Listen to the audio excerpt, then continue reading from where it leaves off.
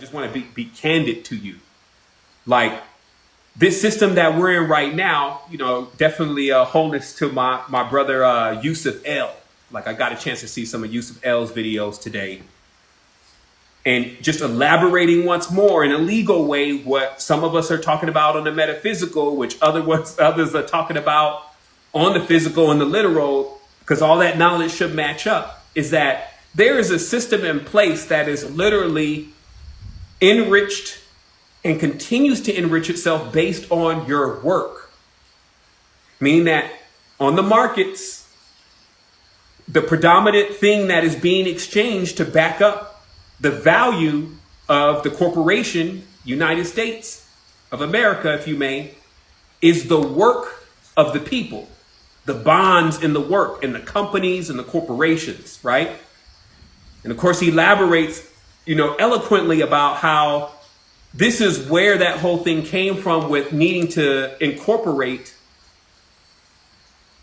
a business, to treat it like a human. So that way it could be taken to court, it could even vote, it could do all these different things, but there has to be like a magical process that you literally take something inanimate like a corporation, a company, and turn it into a real person. As we know, the word corporation comes from the word corp, which corp means body. And we see many things in the corporation, like they build the building and that's the skeleton. People come inside of the building and they basically become the parts, the flesh. And then it starts to operate, and it operates, although with many different parts like the body, it operates on one generally specific purpose, which is dictated from the head of the corporation.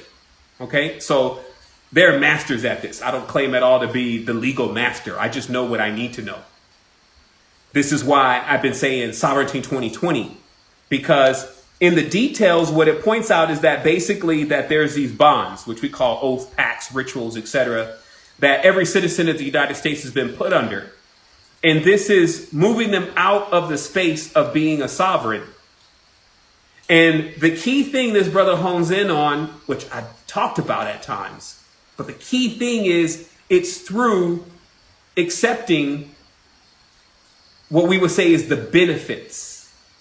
This is like the worst case of friends with benefits. Accepting the benefits that they're passing out and then signing whatever they want you to sign in order to actually reap those benefits. Now, obviously, one of the biggest aspects of that is for sure the politics and getting you to vote.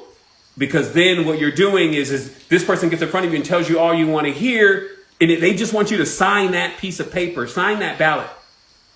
And then once you sign it, now there's a bunch of stuff in there, and they can roll you in as a citizen or a serf and keep railroading you, your family members, your DNA, your existence and everything. And they will so fast move on to the next person to do it to them too. They do not care about any person at all.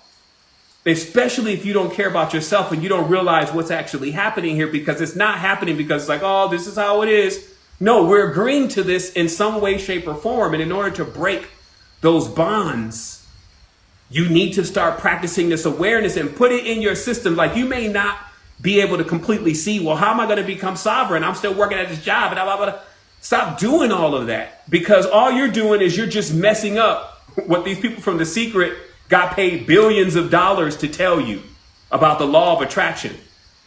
Just understand the story and be an observer in it. The observer is actually beyond the master. Student, master, observer. Observer is when the master finally has achieved some accolade that they respect as being true, and people also see that accolade and they sit back and they don't even have to say, talk, do, work. It's an elder role, and you just observe. And the weight of who you are still carries because everyone knows your deeds. That's the observer level. So we have to reach this observer level with this knowledge at times and just observe and hear what's coming across and see what's up. So that's what we need to do with digesting this kind of knowledge about the choices that we need to make in the future, because you got to understand that even when they sent out this stimulus check, right, they're not into giving money away from free. This is not an opportunity for them to save face and give everybody a break. They need you to sign something. before anybody got some kind of stimulus or whatever, they generally had to sign something. Some sign somewhere that says, hey, I agree to this. And what that is changes from time to time. They edit and, redesign it to bring in new worlds and new ideas into people's mind. And they say, okay, well, we're going to give you $1,500 for that. Here's your benefit. You want to be a part of our system? Sign this, and the benefit is you can be a part of our system. So when it gets to that point, possibly where they say, well, you take the vaccination or we fine you. You take it or we put you as a part of our, to get into our system, you need to do this. So this is why you kind of got to do this back checking and stuff now and start making your journey now into sovereignty, because the only way that they will be able to do that is if somehow you're still depending on them. And this is why sovereignty is so important. It's always been important. It's just not a new buzz phrase and catchword. Sovereignty has always been important because, see, these old families, they work in shipping, as they say, which is generally their slavers. They steal gold from different places and sell it as a resource. They sell tin, uranium. They go mine up somewhere else that nobody is. They go buy up a bunch of land somewhere and dig all the way in the ground and find resources. They plop from the sky and look into the earth and see where certain things are, and then land right in your hood, trying to change up things and dig up things. And you see what I mean? So this is because they're actually sovereigns. They're like pirates, as I said, on the ocean, claiming and building their wealth because they got to maintain their armies. They got to maintain everything that you still should be maintaining, like their power, like how their electricity is coming in, their vessels and vehicles, all that kind of stuff. And that's paid. That's a big check, right? Like if you think about it, like who's paying all of that? So you can see how the world in itself is like a huge ship with everyone at different compartments and stations. But in many ways, we're getting no love from whoever's in the cabin. As I said before, how much time did Adam and Eve spend with Cain? What this again is a metaphor of, to me, is that this system has never spent any time with its children. Now looking at the condition of the children, now they're running amok and they're tearing it all down. And that's exactly what should happen by the cosmos laws, because you reap what you sow. So nothing's really out of line here. But if you don't understand what's going on and make a choice for yourself and start making moves, it's going to feel like you're being wrapped up into something that not only could you could have prevented, but it's going to feel like this is not right to do to me. And you don't even know what rights sometimes really are. It's just a class we skip. As what was also pointed out, there was a whistleblower that came out a while ago working under the Reagan administration.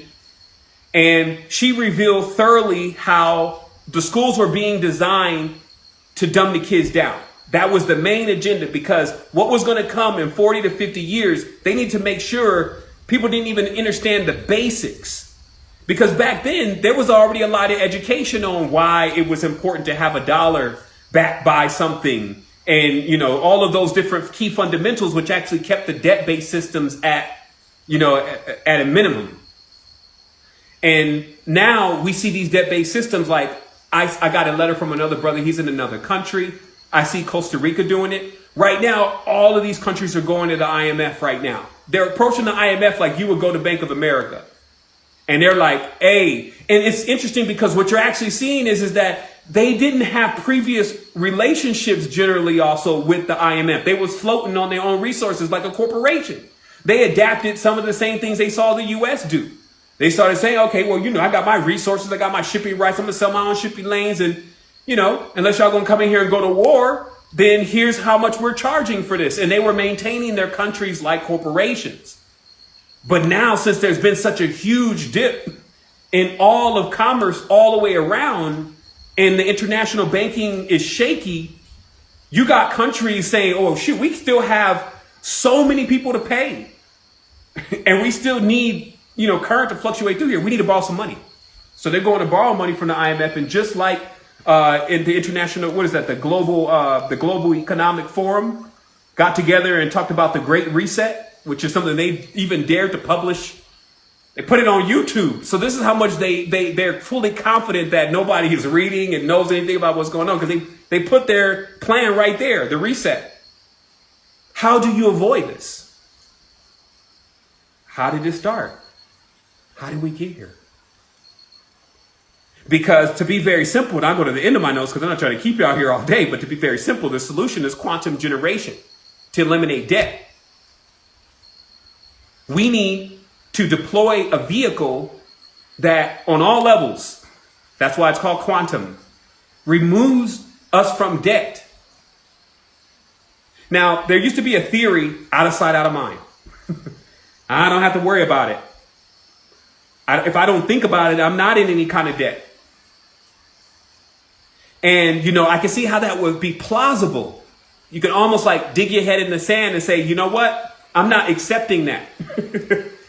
I'm not inheriting that. No, I'm debt free. That one sounds so beautiful. But as they say, you eat from the prana. You live in the pranayama.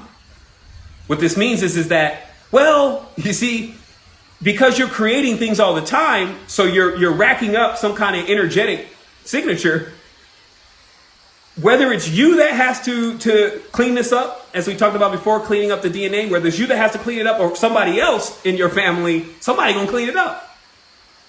So yeah, you may be able to ride out of here acting like it's not your responsibility, but make no mistake, someone else with your signature is gonna ride up in here and they're going to take on that debt right from where it left off. So it's all of our responsibility to actually figure out and deploy quantum solutions for generations with our abundance to eliminate our debt.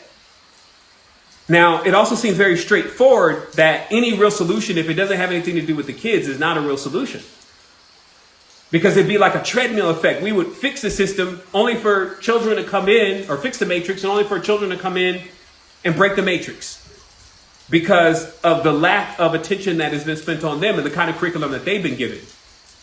So that gives me, again, a good summary of exactly what I would need to deploy, or what we would need to deploy in order to get us to the next stage. And it will also ensure that if we did deploy it, we would have a very high probability of success, because we actually looked at what were the key fundamentals of the issue, and then we sought to go at that rather than being just so distracted by all these other different things that are going on, which in many cases may be plausible, but in the order of magnitude, you would need to go to the root of this.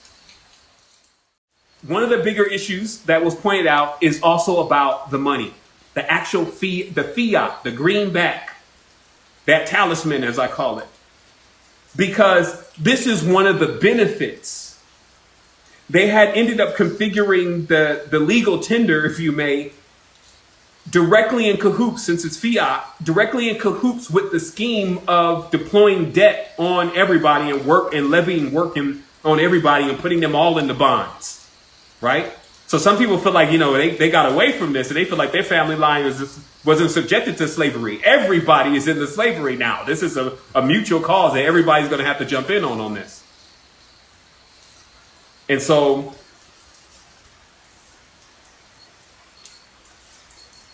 it's just, okay, so let me just finalize that thought. So with the money, right? So because the money is public, basically, sovereigns have private forms of income.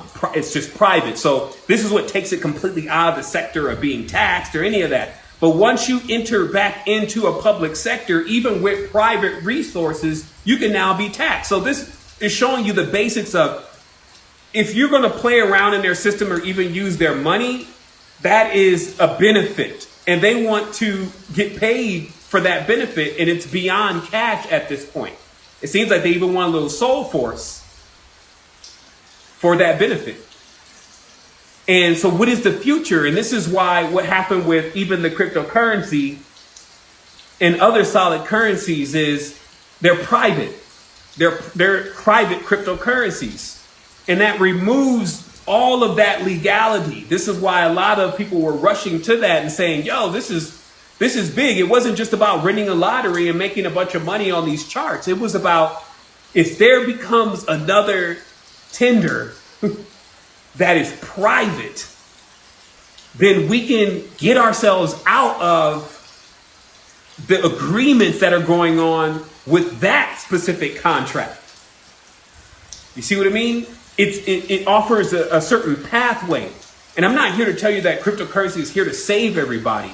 I'm just saying that there are already tools being deployed by people who know about all this already, know about the jurisdictions, know about the corporations, know about the legalities of your name and the trust laws and all this kind of stuff. And it wasn't like the new thing like we see coming out in the community right now where people are figuring that out and some of them are even just winging it.